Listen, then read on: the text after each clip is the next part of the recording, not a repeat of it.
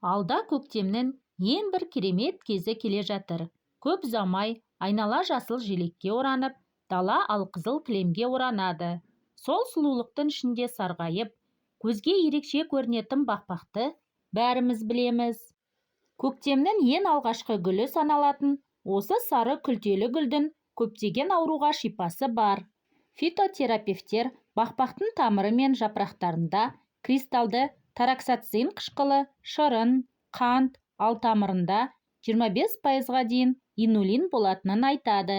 Яғни ағзаға шипа сыйлайтын осы заттар ғылыми медицинада бақбақтың тамыры мен шөбін тәбет ашатын, ас қорыту органдарының қызметін жақсартатын шипалық зат ретінде қолданады. Бақбақтан жасалатын дәрі-дәрмектердің адамды тыныштандыратын, аздап ұйықтататын да қасиеті бар. Дәрі жасау үшін бақбақтың тамырын, кейде жапырағын пайдаланады. Оның емдік қасиеті ерте кезде-ақ белгілі болған. Ол халық медицинасында кеңінен қолданылады. Тамырынан жасалған тұнба тәбет ашады, астың қорытылуын жақсартады. Сондай-ақ тері аурулары кезінде зат алмасуын реттейді, дененің қызуын басып, тер шығарады. Ішек құртын түсіретін қасиеті де бар. Халық медицинасында өсімдіктің жаңа алынған тамыры мен ұнтақталған жапырағын қатты ісіктерге қолданады. Сонымен бірге оларды тропикалық жараға да жапсырады. Гүлдің құрамындағы дәрумен минералдар инфекцияға қарсы қорған түзейді. Адамды суық тиюден сақтап қана қоймай, сонымен бірге ауру кезінде адамның жағдайын жақсартады. Қант диабетімен ауыратындар бақбақ гүлін тұрақты тұтыну қажет, өйткені ол қан құрамындағы қант мөлшерін тиімді азайтады. Бақбақ гүлін жеген кезде талшықтың болуына байланысты метаболизм жақсарып, ағзадағы токсиндердің уақытылы жойылуына ықпал етеді. Сондай-ақ өсімдік ас қорыту жүйесінің бірқатар ауруларын емдеуге қабілетті. Іш қатуда көмектеседі. Халықтық және медицина буын аурулары кезінде адамдарға бақбақ гүлін тұтынуды ұсынады. Гүлдің хондропротектор ретінде ағзаға әсер ететіні белгілі. Бұл дегеніміз шеміршектің қалпына келуін реттейді. Әрі буын ауруы мазалаған жандарға да жақсы көмектеседі.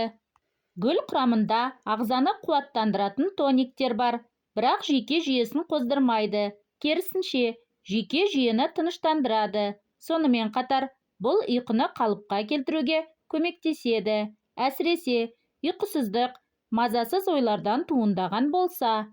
Арықтағыңыз келсе, 2 ас қасық немесе 1 ас қасық бақбақ жапырағын суға салып қайнатып, 6-8 сағат аралығында термоста сақтаңыз.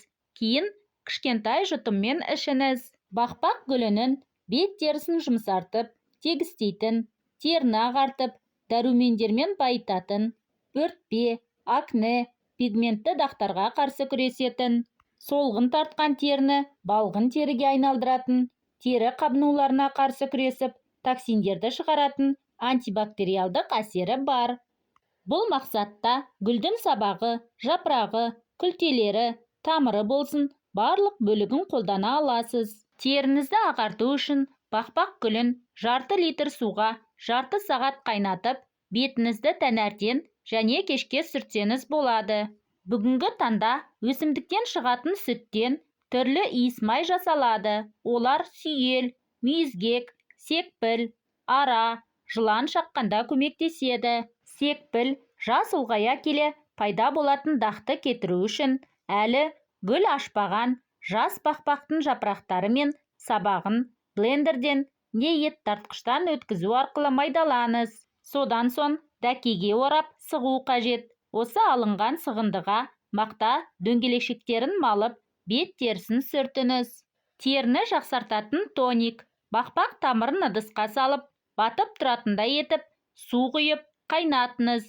Бір қайнаған соң оттан алып, суытып, сүзу қажет. Алынған сұйықтыққа қаласаңыз 2-3 тамшы шай ағашы майын қосуға болады. Табиғи тоникпен, күнделікті мойынмен бетіңізді сүртіп жүрсеңіз, теріңіз күн санап жарқырай түседі.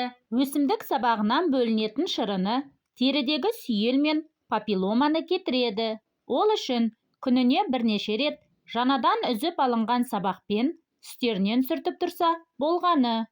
Теріде пайда болған мүйізгектің мозоль үстінен бақпақ сабағымен ысқылап сүртсе, немесе онымен компресс жасаса, қатты тері жұмсарып, оны алып тастау оңай болады.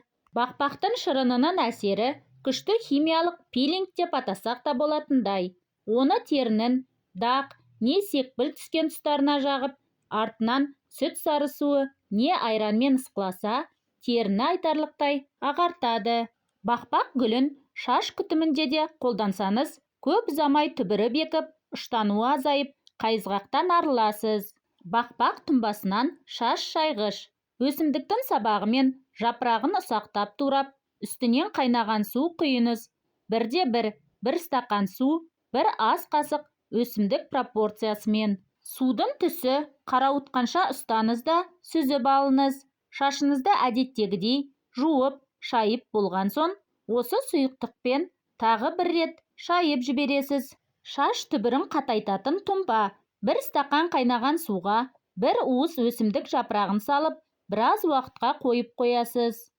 Кешкілік осы тұнбаны езілген жапырақтарымен қоса шаштың түбіріне жағып, массаж жасаңыз.